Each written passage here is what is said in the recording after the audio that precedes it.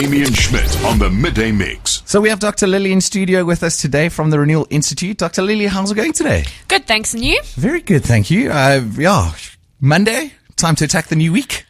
Yeah, Mondays are always a bit tricky. Yeah. I always find like Monday's not too bad. Tuesday's my day of the week. Wednesday is actually the worst. Okay, you got a Wednesday. Actually, I was reading speed hump. I was reading a bit of an article, and it was trying to figure out when people are most productive, when you get the most work done, and apparently it's Tuesdays, not Mondays. Really? Yeah. Okay. Who would have thought? So today we're chatting about, we're addressing the myth of aesthetic treatments being a miracle cure. And this is something I suppose you see quite a bit. We live in a day and age where advertising is absolutely everywhere. We consume it on the TV. We consume it through the media, through social media. And you often see these things popping up, and you look fabulous, look 30 years younger in 12 minutes.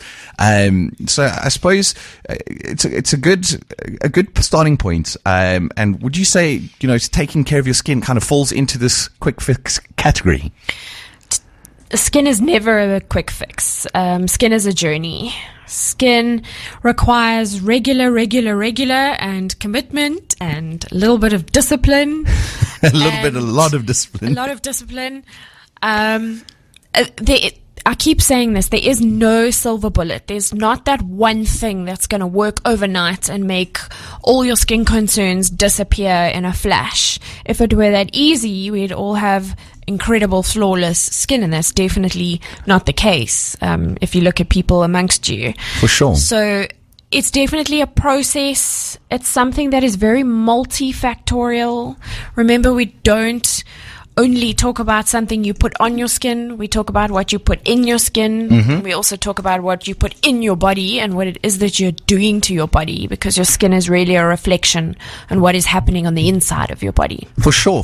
Now, this often, I suppose, is a topic of debate, but when would you say is a good time to start having a good relationship with your skin, start looking after it properly? I suppose a lot of the time it starts maybe later into your teen years, maybe for most people, I suppose, even later. As soon as possible. So when you're a baby and mom is OCD about putting the sunscreen on, that's when your skincare starts. And that's something that you should definitely maintain, all the way through. African sun is very harsh. Yeah. So if there's one thing that you're going to start with, make it sunscreen. But it's never too early or too late to start looking after your skin. The earlier, the better. It means you're going to have a lot less worries and problems later on to deal with, because you've prevented many of those. Yeah. I was chatting to Dr. Pittsy, I think it was last week, Wednesday, and we were also talking about some things like pigmentation. And she also mentioned that this is one of those things that you might think, I've got fabulous skin now, it's fine. But later on, when the damage is done, that's when you start seeing the effects pop up. Yes, then that's unfortunately when a lot of people start to take notice and start to do something about it, because now it's visible. The damage is... it's there. The damage is done. The degree of damage, that's a different question. Okay. Obviously, it's easier to do something about that the earlier we spot it. But the best cure of all is prevention. Prophylaxis, prevention, get started on that. And skincare or aesthetics is largely about that. Okay. Now, treating your skin as an investment, it's not something we're hearing for the first time. It's something we hear quite often, but explain how the aging process works and why it really does make a difference to begin earlier. So the aging process is going to happen regardless of how you feel about it. Time marches on, eh? Yes. What we aim to do when we talk about anti-aging is not necessarily stop the clock. So we don't want to keep you looking like you're 20 forever. Yeah. What we really mean is we're trying to preserve how your organs are functioning, how well the inside of you is aging, how many years that's going to carry you into the future. So we're trying to keep things functioning well and protecting you as much as they can. The aesthetic part of anti-aging is a different story. So there, we're about keeping you looking youthful. And again, not necessarily keeping you stuck in one decade. You've got to age gracefully. Yeah. Our aim is really to keep you refreshed, keep you looking as as if you've had a holiday, how you really feel inside. Yeah, youthful but not out of place. Exactly. So this myth about, we want to keep faces in at the age of 25, for instance, your whole life.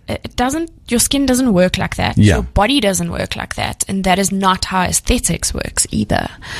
So we often see these products being advertised for some kind of miracle cure where you're going to solve all your problems with before and after, with before and after pictures showing the difference. How do you explain something like that?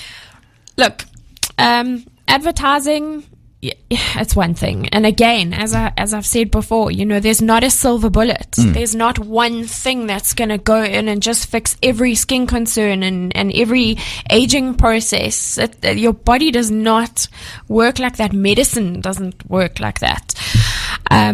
So when you see it's difficult because you as you said in the beginning, you're being bombarded by these images, these sound clips, these video clips, social media, percentages, trends, percentages, numbers that sound very scientific, and processes that sound like they've been developed in this amazing lab and they're going to solve all your problems.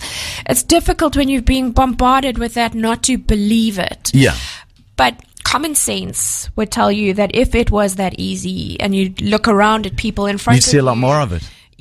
We all have aging happening in our skin. To what degree is different depending on the quality of the stuff we put on our skin. And that's why a medical aesthetic product is so much better than something over the counter where the science is there to back it up. Yeah. But to believe everything that you see in the media, guys, take it with a pinch of salt. Take it with a pinch of salt. Now, there's a lot of talk. We, often come across these sayings of youthful appearance. Yes. Is that the total aim, kind of aesthetic treatments?